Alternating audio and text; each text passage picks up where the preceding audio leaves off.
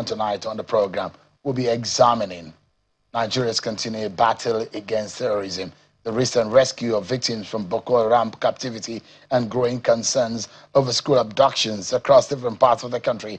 As security agencies record operations against, questions remain about how to sustain the momentum, protect the vulnerable communities, the schools, the critical infrastructures in this country, and ultimately end the cycle of terror and kidnappings. Tonight is about security. More again later on the program. We'll be talking about technology. Could it be a way out? Could it be a silver lining for us in defeating terror? What are the alternatives? What are the options that we have? And tonight, I'll first be speaking with the Senator, Ali Ndume, who was the former chair of the Senate Committee on the Army and a long-standing voice on security matters, especially as it affects the people of his area. He's long spoken about the Ngoshe abductees and how they can be returned safely home. But there are a lot of challenges ahead. But the victories that we've seen today, we need to discuss it. Senator Ali Ndume is virtually joining us on the program. Senator, thank you so much indeed for joining us tonight on the program. Thank you very much, Sean. How are you? I'm all right. 360 in one fell swoop. That is perhaps the largest, and that's perhaps one of the most intricate and sensitive rescue operations that we may have seen. And you are part of your area in Borno State where you represent as a senator is where this was affected. How does this come to you, Senator? Well, it's a very happy day for me. In fact, since yesterday, because I got a wind of the fact that these people will be released, or they have been secured and they will be released.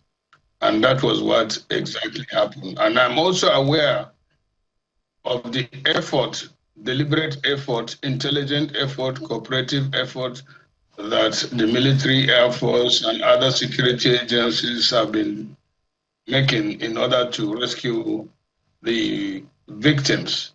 And alhamdulillah, we thank God it happened yesterday. So my people are in the celebrative mood now.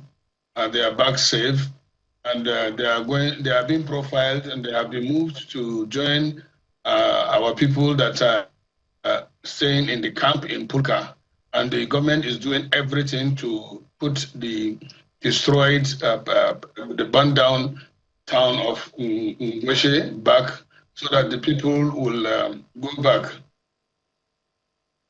Describe so it's a very good day. Yeah, fantastic, Senator. I know that you've visited the communities, you've clamored, you've been on this program severally, talking about these abductions and how these affect the communities. But give us an understanding. What more do you know about how this rescue happened? Because I know that you've got some intelligence and some knowledge before they were finally rescued.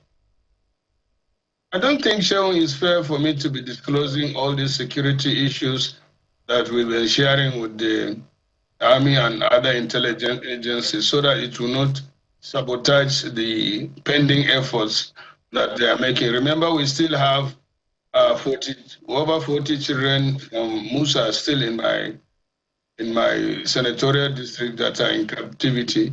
We also have a number of people, I don't know the exact number, of travelers that have been abducted on Maiduguri Road through Burate. They are still in captivity. And you remember also that even 2 days ago, the Boko Haram or Islamic jihadists, attacked and killed 15 people in Mandara ground.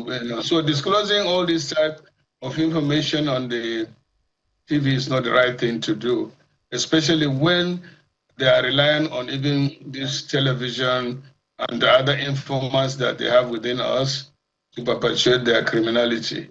But I can assure you that from my contact with the security agencies, they are doing a lot.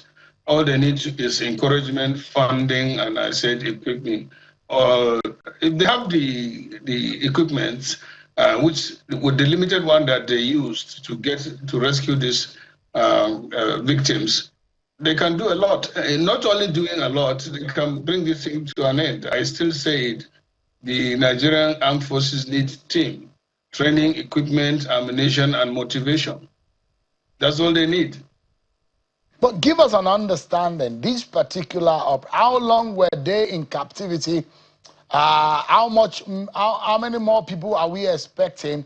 This Mandara forest, give us an understanding. How dangerous is it compared to Sambisa forest, for example? No, I can't say any situation you find yourself in captivity will be comfortable. But the ones that are in the Mandara Mountain are in habitable, I can say that habitable area, because there are so many abandoned villages that are very, very close around that area. I think more than 15. We have them there. But by 11th, that is today is 8th, right? In the next 3 days, they would have been 100 days in captivity. And in fact, Sean, we are just preparing, and it's still ongoing, that we are going to engage in fasting. Our people were to fast tomorrow, from tomorrow. So now that they have been released, we say we'll fast on Monday, that is tomorrow, to thank God for the effort that is being done, and they are released in safety. We'll fast tomorrow and thank God. And we are calling on you, even you, Shehu, if you can fast tomorrow and thank God for the release of the people, then I'll know you are serious. So after that, we are going to also issue out a statement appreciating the effort. Our people are preparing to do that. And our youths have volunteered to go and contribute in their stabilization. The medical team are on ground already, and we have quite a number of volunteers that are on ground in order to help them. The people that are already there, that is in the camp in Pulka, are so excited. And the exercise is continuing, as I know, from the security agency. So it was a sustained and well-calculated operation. And as I said, I don't want to disclose security details on here, but I can assure you that they are doing something. All we do is to encourage them and to call on them, because those people that were kidnapped along Buratai View road are still in captivity. And I said children from Musa village on the southern part of Borno too are still in captivity.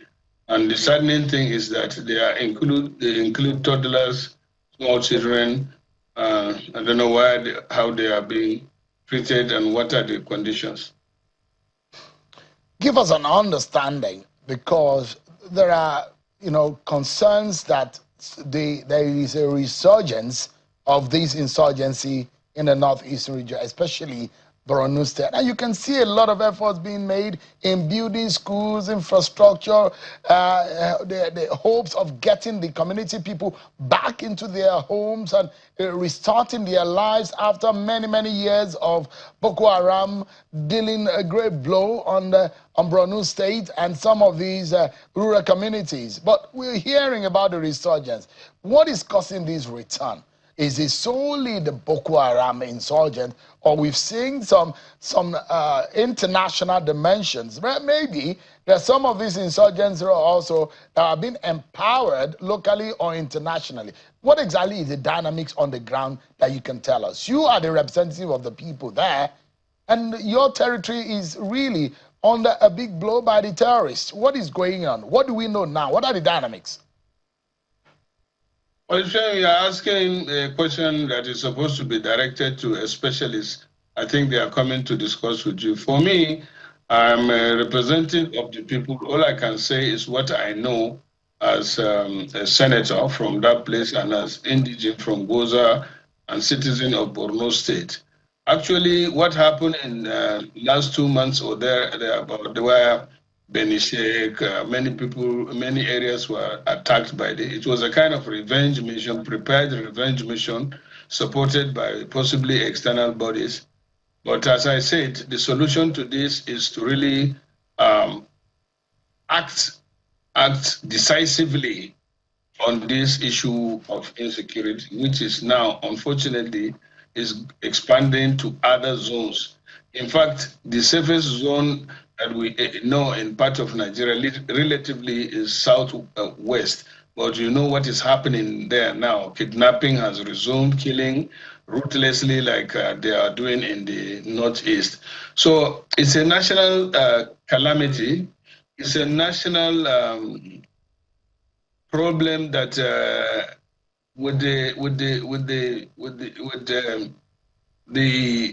declaration of emergency on security, all we need to do is to really intensify and concentrate and let our soldiers be given what they need in order to bring this to an end. I'm saddened by the fact that whenever they do something, people start counting that military is spending and all that just because they are sitting in their comfort.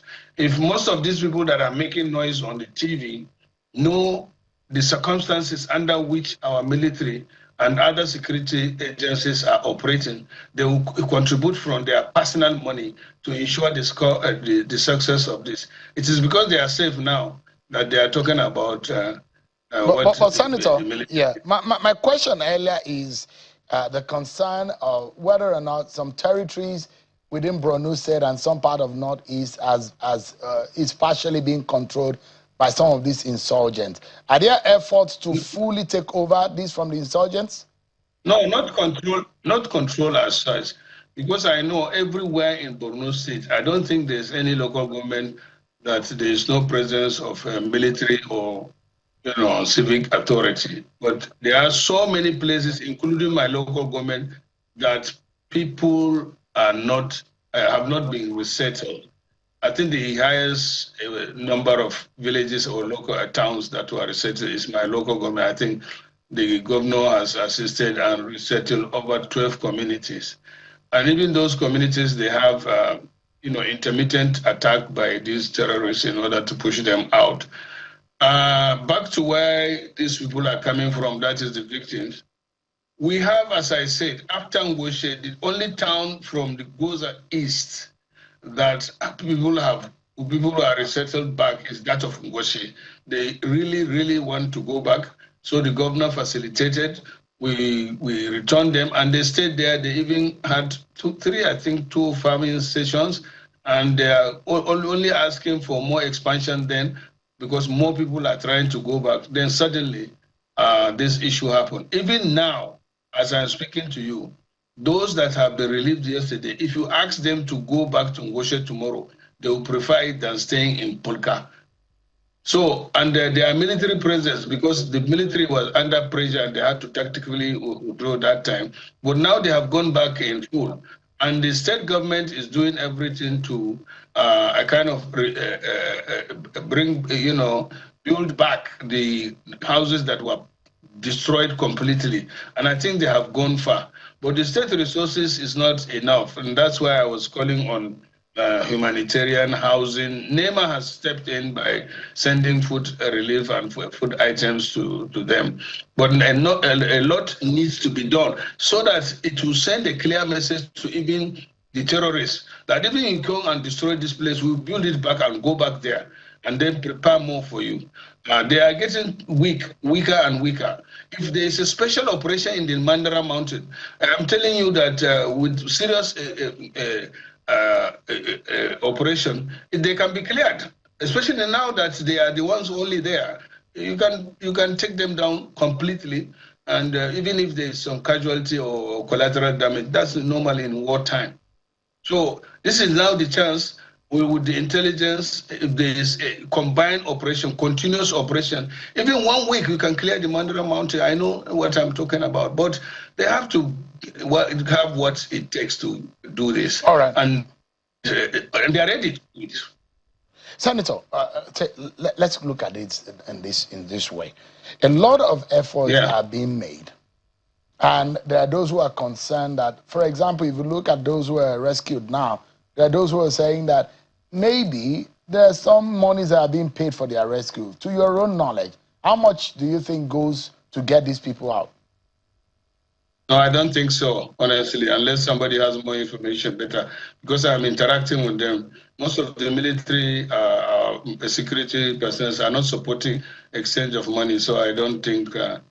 And I know more than I can explain on TV that some guys wanted to serve as intermediary and do this 419 of, So it's this is purely a military effort, and we must commend them for the intelligence. Sometimes they even share the strategies that they want to undertake to do that. The rescue operation was clearly the responsibility, joint effort, and particularly these days, I know that the theater commander, the GOC of 7th Division in Maiduguri, the brigade commander in Uza, and the Air Force commander in Maiduguri.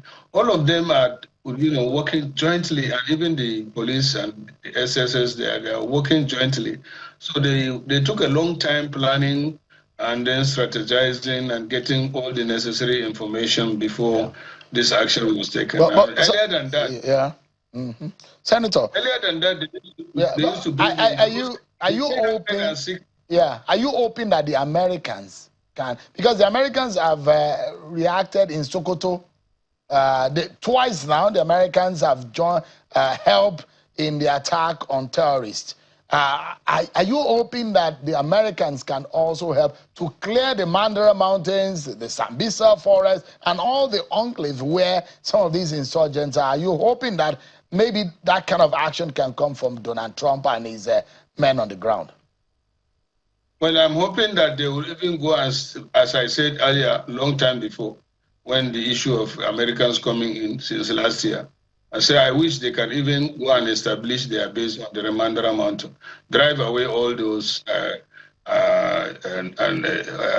Boko Haram, there are remnants of them there. And then from that Mandara Mountain, it can serve as their points to even observe up to Sambisa. We have the technology to monitor those. So I'm in full support. I'm in fact appealing that let the Americans go to Goza and take over Mandara Mountain, please. It will go a long way to cut down, because they have a ring road on Borno State. From Sambisa Mountain, they can go to Lake Chad. From Lake Chad, they can come through their routes in Kaga. From Kaga, they go down through Mandaragra or Buniyadi, and they move on to Goza through Mandaragra, and as I said, and then they have a cycle. They have cycled the Borno State. So if that cycle can be cut off, then we'll have a reduction. In fact, there will be nowhere for them to go to get support or get supplies. That one would go a long way. But you can't do that, as I said, without team and enough the boots on the ground. The Nigerian army needs the resources. Yeah, you are by far one of the most experienced federal lawmakers of the Fourth Republic. And congratulations, I see that you got your ticket. Easy breezy for you. I don't know what you are telling your people, because they are heavily hit by insecurity. What are you preaching to them that makes them think that they can re-elect you, considering the fact that they are heavily embattled with insecurity? Is there hope of them being able to vote your party? Are there hopes alive of the people of Borno State, of Borno South, for example, to vote in your party? Don't they think that your party has failed them? Well, you always ask me this question. By God's grace, this is the 7th election I'm going into in the House of Rep, 4 in the Senate, and I've always been winning. My people are not fools. Especially my people are mostly aware and educated. So if you see they elect APC and Ndume is part of it, is because they feel that APC is better for them, and that's why they vote us, or Ndume is better for. So I don't know tomorrow, but I know my people like me, and I know if it is election, that's why I got the ticket. I got the ticket from God and my people and the support of some of our leaders. Because I'm not one of the popular guys in the corridors of power, but Alhamdulillah, I'm here. So, because when you were talking about the road from Borno that is being worked upon under this government, some of your supporters were telling you to hold the mic when you were campaigning, and you were praising to the top of the mountain about this government and how this is the best thing that's happened to people. They told you to off your mic. I mean, No, that was not true. Are you there? It was part of all this social media talk. When I said we will reciprocate, what do you expect somebody if you ask somebody for something, and then he gives you? What do? You insult him or what? And you know that I'm one of the critical guys of this government. And when somebody does something that you expect or something good to you, you really have to commend him. So I want to hear again here commend the president. This is not the first time I'm doing it. When the president does something good, see what happened was the Gombe Road was excluded in the presentation that the Minister of Works made to us in January or February. Yeah, January, during the budget, February, exactly on the 10th of February or so, when the Minister of Works came before us, and I realized that the Bauchi, the road that starts from Akwanga, going down to Benue, to Plateau, and then to Bauchi, from Bauchi to Gombe, stopped as Gombe. And I said, I raised the matter. I said, you can't do that to us. After all, we from Borno. Borno State is the only state that Asuwaju won during the 2020 election out of the states that were crossed. So I insisted. And then Umahi, being a friend, said, calm down, just write me a letter. I'll go to the president and seek his approval so that it will be included. And that was what happened. And he was briefing me on the development, and he said, congratulations, the president has approved. We will need to take it to Executive Council. They took it to Executive Council. That was how it works. So by the time he called me to say that they are going to flag it off, I was not in. I'm still not in the country, and I have to thank the president. And not only that, I really I tried. We tried getting this road in the budget or done since 2016. Not until now. From 2016 to now is about 8 years. I think two success. Senator, during my regime, I did everything. Yeah. You see, maybe this is going to be your parting shot on the program tonight. And it's about the fears about the possibility of your party being able to really weather the storm of the 2027 election. The storm is coming. Atiku is coming. Peter Obi is coming. Seyi Makinde is coming. Can Tinubu and the APC withstand the storm that is coming? And they said, look, 2027 is a year to get APC packing from the villa. Are you worried that your party might lose prominence at the center in 2027? Does that bother you? No, I'm not that worried, but at the same time, I don't take opponents for granted. I've said it severally on the TV, and that is the mistake many of us are making, especially those that are around Mr. President, having problem with telling him the fact, the truth. As I said, even when I made the statement that we are going to reciprocate what the president did to us, many people that I didn't expect that will call me and shout on me and say, do your own, why? But the president is my president, he is in my party, we're going to struggle it out together. And this is not the first time. Obi tried before, Atiku tried before. Who else again? They are not new in the arena. It's like this wrestling or whatever you do it. It can be hard, like the WW this thing. They get prepared, they want to take this thing, and we are not going to. It's going to be a tough fight. Yeah, I agree with that. But all this are not new. It's not something new. Something that. So you won't be surprised if your party is defeated in 2027. I know I'm not hoping for defeat now. How can I be in a party and expect to be defeated? Huh? But they say it's looming. The defeat is looming. Which one are you? Are you the one that is saying this? I'm asking you a question that the opposition thinks that game is up for your party. Are you ready to be a minority member of the Senate in the next dispensation? How can I hope to be in the minority before the election? That is accepting defeat. I'm just saying that we know our opponents. We know very well how they are. Of course, this is the first time the president did his 3 years, or this is his first time. So he should be able to evaluate himself, adjust where necessary. This is still need for adjustment. You can't say you get 100%, but now the threat is not what you think. But that is not to say that there is no threat. Actually, Nigerians are angry. I can see it. The Nigerians are angry, but these things can be corrected, and the president is willing, and we are hoping that things will come out. So, and this saying, as you are talking about, all of the candidates have been in government before, and then have been in different party before. So had it been, it's like an old wine in a new bottle. So Nigerians know that. I think you people, especially you, I don't know which party you belong to, Seth, because every time you say our party will be defeated, are you going to be the one that will defeat us, or you sit down in your studio there and think you know what is happening in Borno or Southern Borno? Is it not from me that you hear? I don't belong to any political party, but as a journalist, I mean, I speak to every of you politicians, and what I get is what I use in asking questions from you. But thank you so much, Senator Ali Ndume. The fasting, no, it's not, wait.